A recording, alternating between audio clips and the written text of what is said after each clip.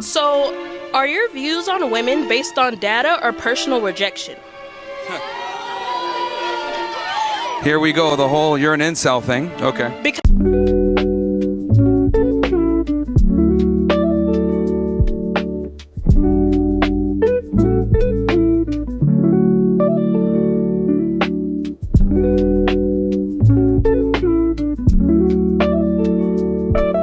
Welcome back to my channel. I am your communication bestie, where we discuss all things communication, personal development, and how to be a culturally competent human being. Now let's get into it. I will not waste your time in this video because this topic is something that I've been ruminating on for over 2 months. I'm excited to finally get to share it here because all good things take time. So please enjoy. Sit down, grab a snack, and sip your drink, and let's get into this. Now, why have I decided to talk about misogyny and how we can understand it? Well, it doesn't take much to look around and see that we are definitely in heightened misogyny on steroids era, where men are not surprising us women who've always known that misogynists exist among us, but we're kind of seeing that they are losing their minds and talking about the male loneliness epidemic, which I believe is not a real thing. Because if you acted right, you wouldn't be lonely and you wouldn't be huffing and puffing all over the internet. Now check that.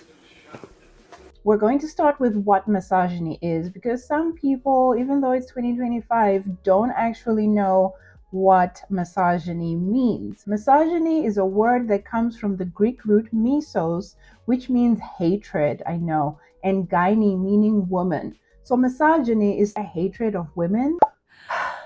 I know. I too am a woman. But this hatred doesn't always look like something extreme. It can be big and obvious, like gender-based violence or harassment. It can also be subtle and systemic. And that's what we are going to unpack in this video. Let me give you some different ways that misogyny shows up.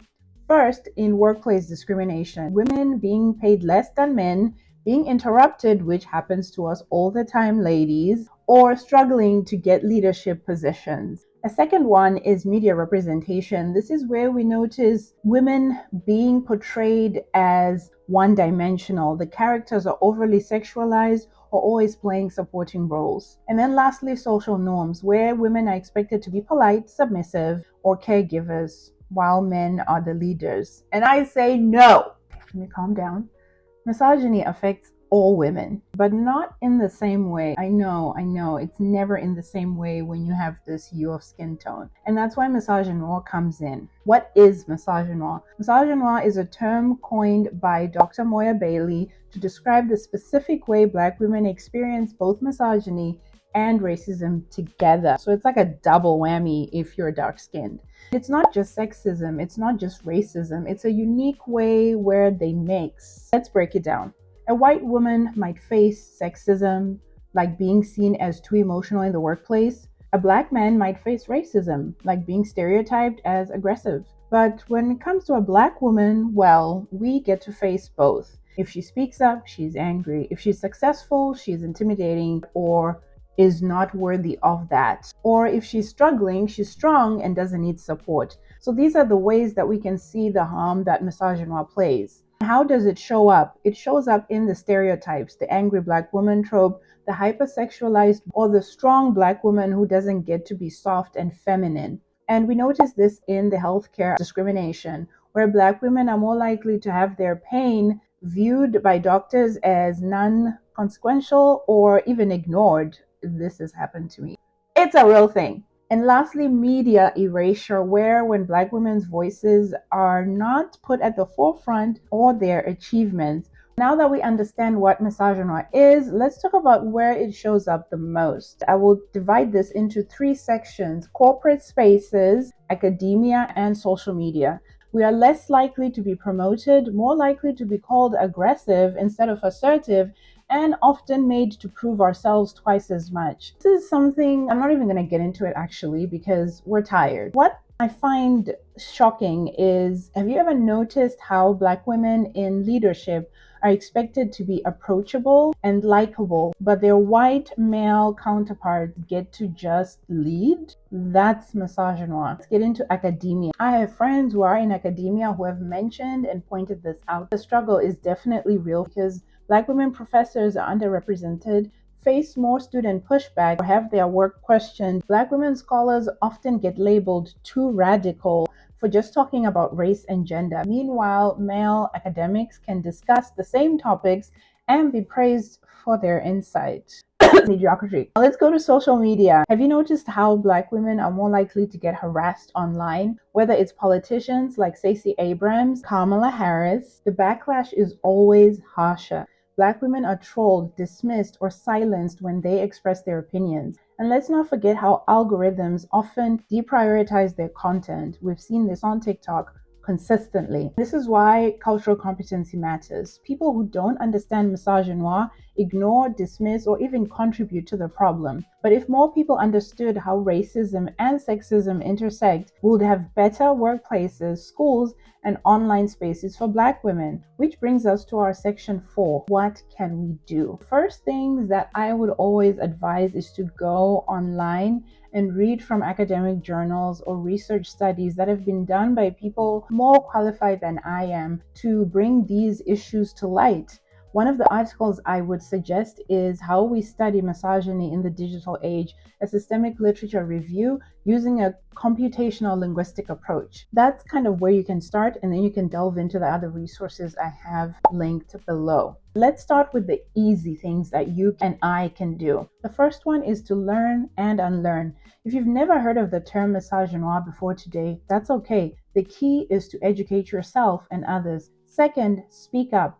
Whether it's in a meeting, classroom, or online, challenge misogynoir when you see it. Third, support Black women. I'm going to say that again. Support Black women. Whether it's amplifying their voices, respecting their leadership, or just listening, that support matters. Lastly, push for change. Companies, schools, and media platforms need cultural competency training to recognize and dismantle misogynoir. This is the hill I'm willing to die on because listen, there is a lack of cultural competency, especially in this day and age where people just decide to sit down, record, and be loud and wrong all the time. So we need to understand that understanding misogynoir is the first step in you doing better.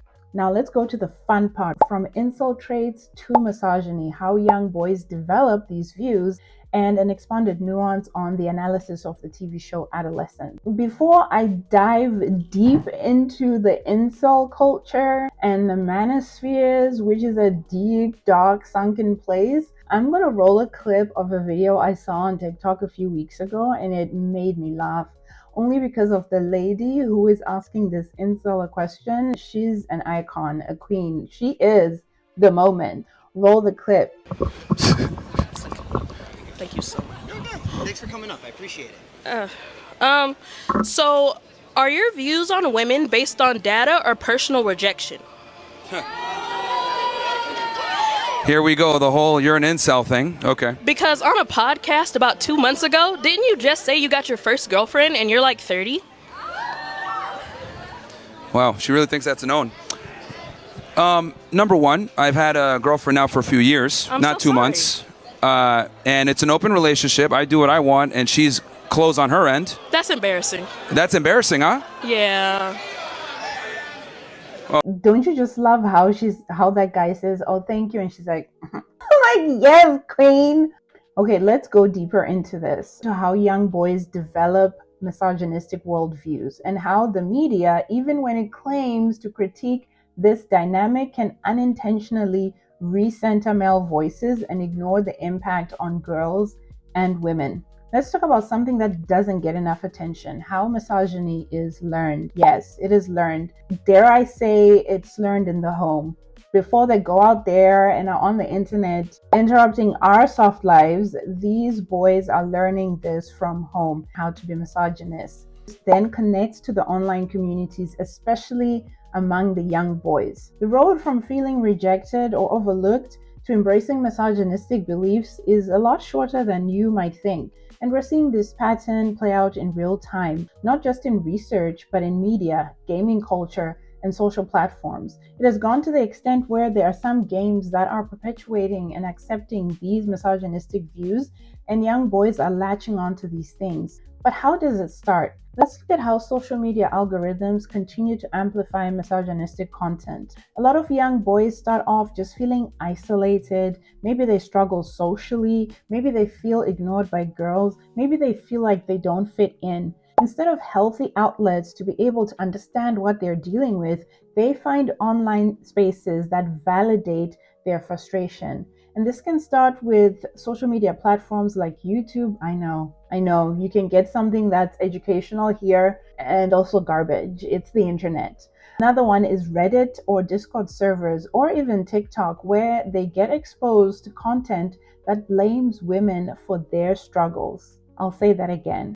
Young boys start on social media platforms like YouTube, Reddit, Discord servers, or even TikTok, where they get exposed to content that blames women for their struggles. And that's where the incel comes in, which means involuntary celibate. Ideology starts creeping in. And here's the problem.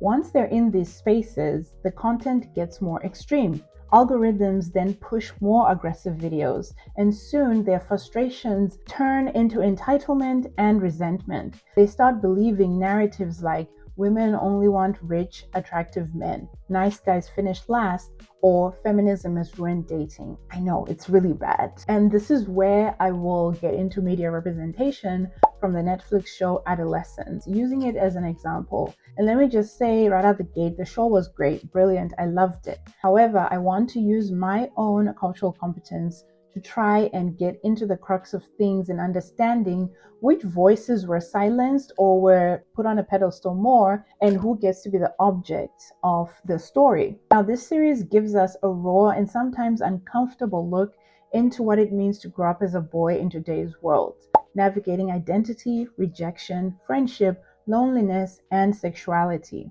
And while those are valid and necessary themes to explore, the way the story unfolds raises a critical question. Who gets to be the subject and who is reduced to an object? Let's start with who gets humanized. We see the inner emotional world of a young man laid bare, their vulnerability, confusion, and frustration. That matters, but the problem is that the girls and women in the narrative often become backdrops or catalysts for the boys' development rather than full characters in their own right. Their hurt, their boundaries, their safety is often sidelined to make space for the viewer to empathize with the male character's journey. And we see this in the show in referencing the best friend of this young lady and the young lady herself.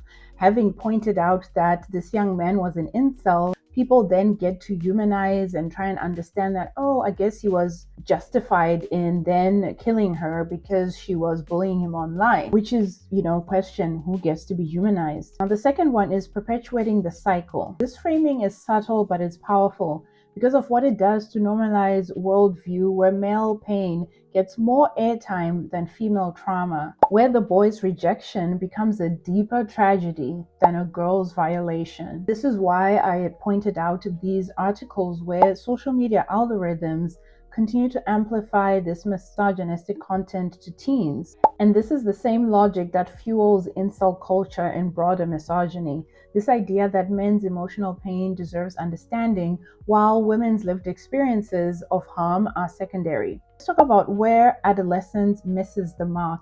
In trying to be empathetic toward young men, adolescence sometimes slips into moral ambiguity without accountability. It doesn't always make clear that emotional pain does not justify harmful actions. And that's dangerous because it mirrors the very pathways we're seeing online, isolated boys being drawn into ideologies that validate their entitlement rather than teach them emotional regulation, mutual respect, or consent. Let's talk about the intersectional blind spots. And of course, Black girls and women are almost completely erased in these narratives. The trauma that misogynoir inflicts through stereotypes, invisibility, and over surveillance isn't even touched. Where shows like Adolescence continue to focus on the white or generalized male experience, they fail to address how power, race, and gender intersect in shaping whose pain matters. Let's go to media literacy and cultural competency, which is my wheelhouse.